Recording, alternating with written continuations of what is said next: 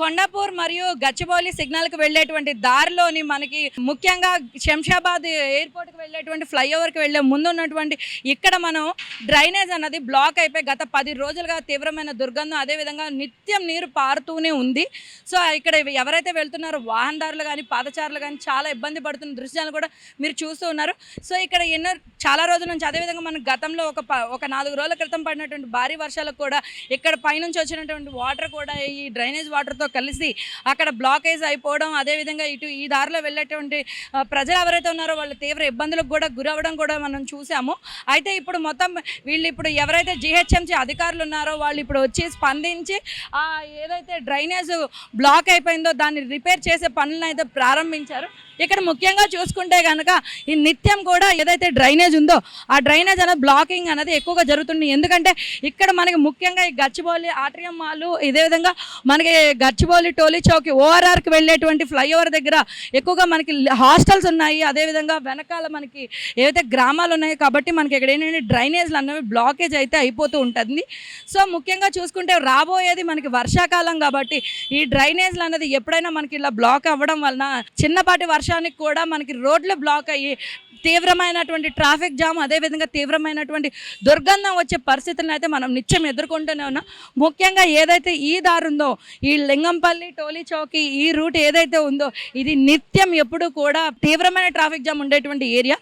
So ఇటువంటి ఏరియాలో ఇలా మనకి ఏదైతే డ్రైనేజ్ సిస్టమ్ ఉందో అది బ్లాకేజ్ ఉంటే ఈ దారిలో వెళ్ళినటువంటి వాహనదారులు కానీ ప్రజలు కానీ తీవ్రమైన ఇబ్బందులకు గురయ్యే అవకాశాలు అయితే ఎక్కువగానే ఉంటున్నాయి.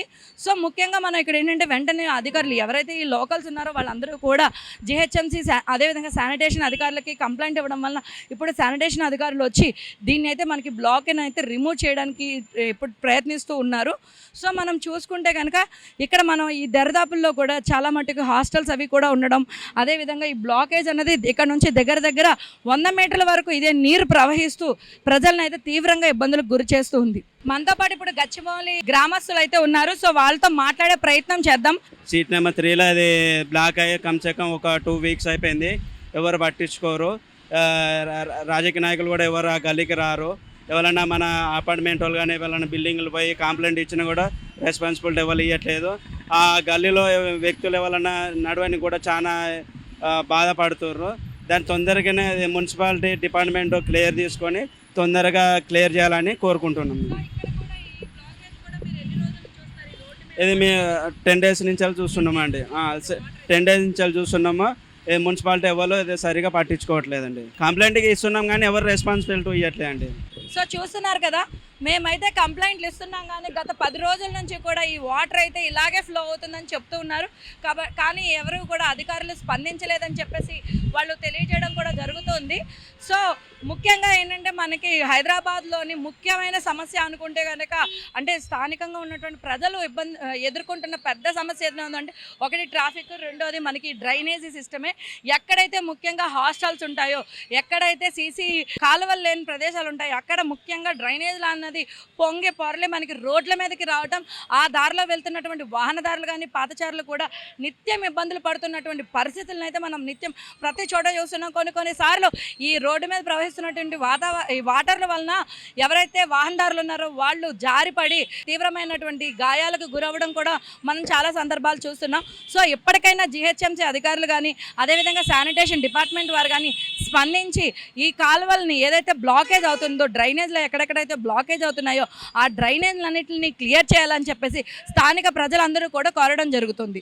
ఏదైతే డ్రైనేజ్ వాటర్ ఉందో అక్కడ నుంచి కూడా ఇది మొత్తం కూడా ఇక్కడ ఒక పక్కన ఉన్నటువంటి గల్లీలోకి పూర్తిగా అంటే ఇక్కడ మొత్తం వాల్గా ఉన్నటువంటి ఈ గల్లీలోకి వెళ్ళి ఒకే చోట అలా స్టాగ్నేట్ అయిపోయి కూడా మనకి నిత్యం వెళ్తున్నటువంటి ఎవరైతే ఇక్కడ ప్రజలు ఉన్నారో వాళ్ళందరూ కూడా తీవ్రం అంటే ముఖ్యంగా ఈ సందులోని మనకి రెసిడెన్షియల్ ఏరియా కావడం, అదేవిధంగా ఇక్కడ వాటర్ అంతా కూడా స్టాగ్నేట్ అవ్వడంతో మనకి ఇక్కడ ఎవరైతే పాదచారులు ఉన్నారో వాళ్ళందరూ కూడా తీవ్రమైన దుర్గంధం మరియు నీటితో చాలా తీవ్రమైన ఇబ్బందులకు గురి అవుతున్నారు.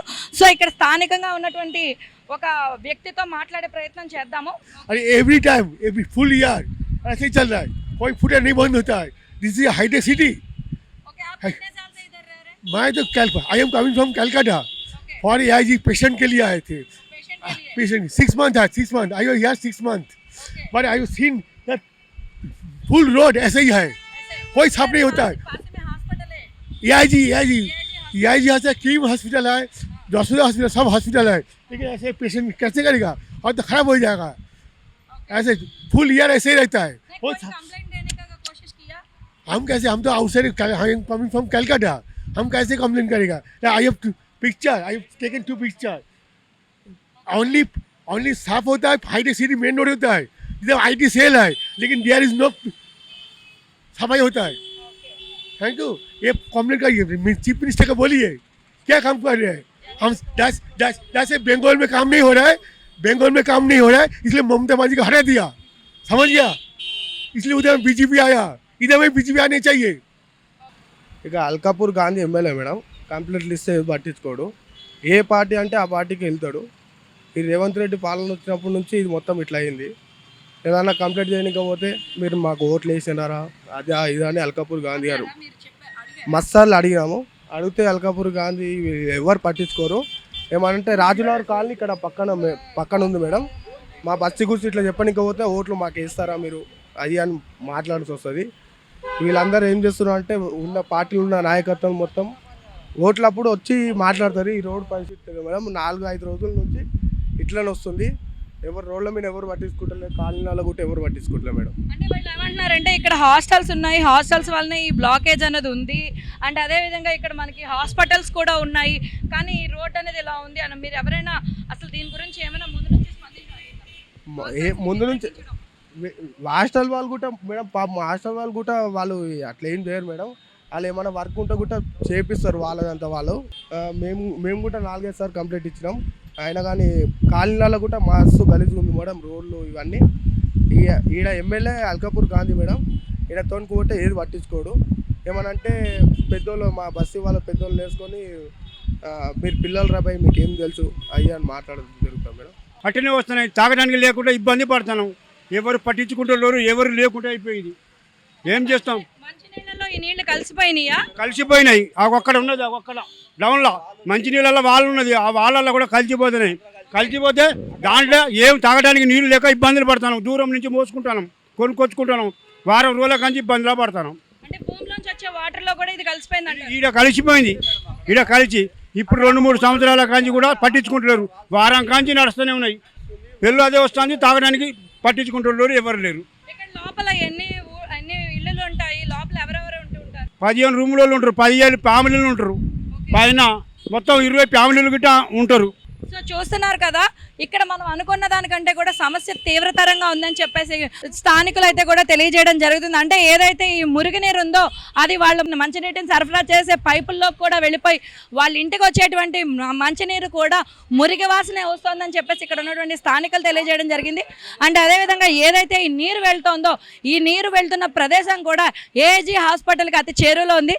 ఇక్కడ మనకి ఏంటంటే ఇది హాస్పిటల్ అంటే కూడా రోగులు నిత్యం ఉండే ప్రదేశం, అంటే విధంగా రోగుల యొక్క బంధువులు ఉంటారు.